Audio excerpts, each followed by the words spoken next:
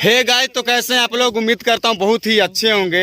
आज हम मिलाते हैं बीगो स्टार हमारा भाई आनंद भाई, जो कि बहुत ही अच्छा डांस करते हैं और अपने दांतों से साइकिल वगैरह उठाते हैं, और जो कि वीडियो बहुत ढांसू बनाते हैं डांस का, फरुआई डांस का। आज आए हम लोग सरदार नगर सरैया में, तो ये हमारे आनंद भाई जी हैं। और बहुत ही अच्छा, मतलब बीगो पे हमेशा ही वायरल हुए थे, बट बीगो तो चाइना एप्लीकेशन था, वो तो बंद ही होना था। चाइना वाइना नहीं, अब हम लोग यूट्यूब पे आ गए हैं, तो बने रहिए हमारे यूट्यूब चैनल पर। जो लोग नए हैं, हमारे भाई को सपोर्ट कीजिए और इनके चैनल को सब्सक्राइब कीजिए, लाइक कीजिए, दबा के शेयर कीजिए। और हाँ भैया, कसम से बताओ थी, दतवा से साइकिलिया यह उठावन है। और लोहा नाम नहीं, इनका नाम शेरा है। और लोहा वहा सब फेल फाल, लोहा वहा कोई काम नहीं करता है। लोहा से ही दांत से काट देते हैं लोहा को।